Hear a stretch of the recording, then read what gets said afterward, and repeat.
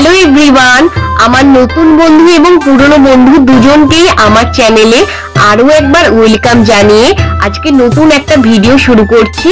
আশা করছি তোমরা যে যেখান থেকে আমার ব্লগটা ওয়াচ করছো না কেন সকলে খুব ভালো আছো এবং সুস্থ আছো। আমরাও দুজনে বেশ মোটামুটি ভালো আছি।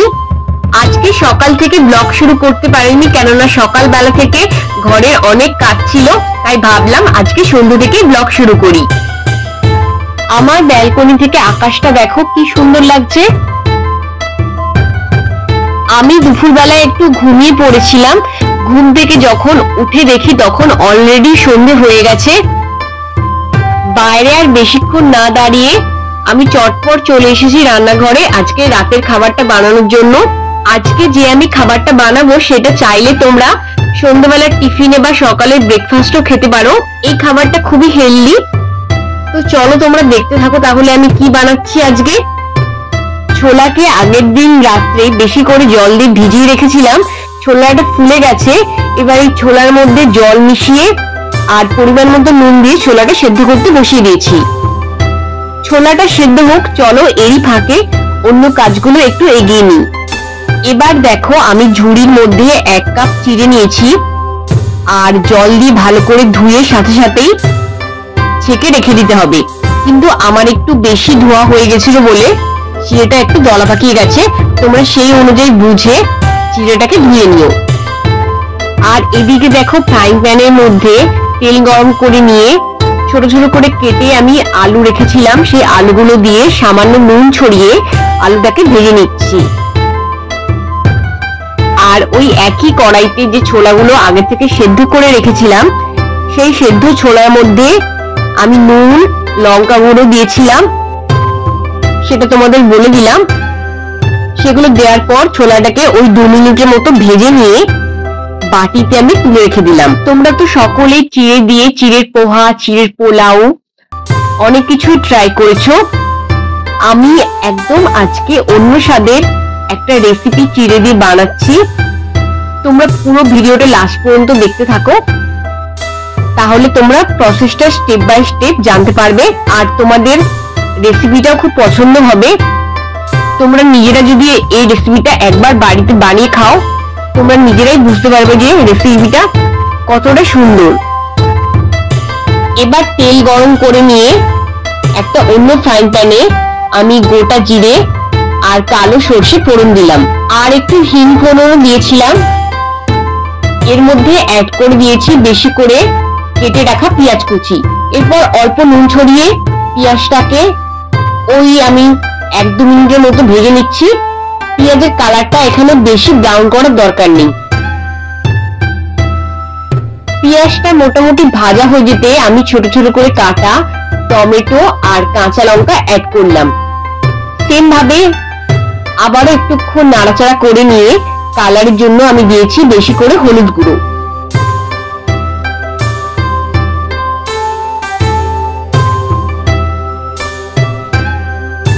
আমি যে হলুদ গুঁড়ো এর মধ্যে অ্যাড করেছিলাম, হলুদ গুঁড়ো দেওয়ার পর আমি এর মধ্যে আরো কিছু মশলা অ্যাড করেছিলাম, সেটা দেখানো হয়নি তাই তোমাদের বলে দিচ্ছি। ধনে গুঁড়ো, অল্প একটু জিরে গুঁড়ো, গরম মশলা গুঁড়ো আর অল্প একটু চিলি সস। এরপর এর মধ্যে ভাজা আলু আর যে আগে থেকে ভাজা ছোলাটা ছিল সেটা অ্যাড করে দিলাম, একটুক্ষণ নাড়াচাড়া করে নিলাম। এবার ওপর দিয়ে আগে থেকে যে চিড়েটাকে জল ঝরিয়ে রেখেছিলাম ধুয়ে সেটা অ্যাড করলাম। সব চিড়ে কিন্তু একসাথে অ্যাড করে দেবে না, অল্প অল্প করে অ্যাড করো, না হলে চিড়েটা দলা পাকিয়ে যাবে। তারপরে আরো কিছুক্ষণ 2-3 মিনিটের মতো ভেজে নিলে রেডি আজকে চিড়ে দিয়ে দুর্দান্ত স্বাদের এই রেসিপিটা। আজকে যেহেতু রান্না করতে করতে অনেকটাই রাত হয়ে গেছিল তাই এটা দিয়ে আমরা দুজন আমাদের আজকে রাতের ডিনারটা সেরে নিচ্ছি। আর তার সাথে আমাদের যে নতুন বন্ধু আছে আমাদের ওপরেই থাকে, তারাও কিছু খাবার দিয়ে গেছিল।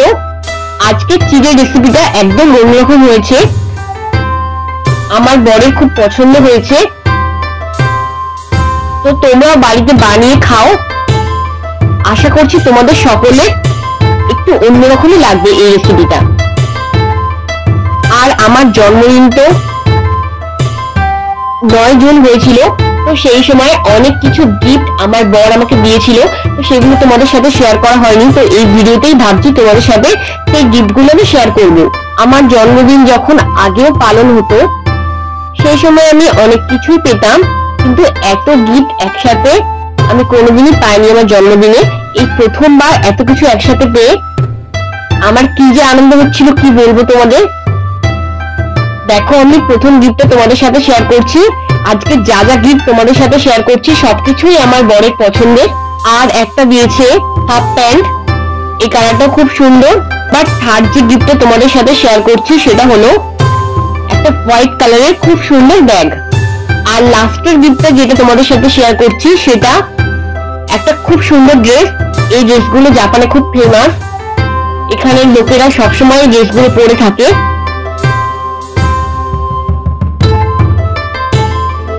গিফট শেয়ার করার জন্য তোমাদের সামনে চলে এসেছি। প্রথমটা হলো খুব সুন্দর একটা হাঁস টেডি বিয়ার, আর এটা দেখো আরেকটা সুন্দর টেডি বিয়ার। টেডি বিয়ার তোমার খুবই পছন্দের, ছোট থেকে আমি খুবই ভালোবাসি। এবার জন্মদিনে একসাথে অনেক কিছু গিফট পেয়ে আমি খুবই খুশি। আরো তার সাথে ছিল 3-4টে ডেয়ারি মিল্ক। তো আজকের ব্লগটা এখানের মতোই শেষ করছি। ব্লগটা ভালো লেগে থাকলে লাইক করার অনুরোধ রইল। চ্যানেলে নতুন এসে থাকলে চ্যানেলটা সাবস্ক্রাইব করে নেবেন। দেখা হচ্ছে আপনাদের সকলের সাথে নেক্সট ব্লগে খুব তাড়াতাড়ি। তাহলে আজকের জন্য বাই।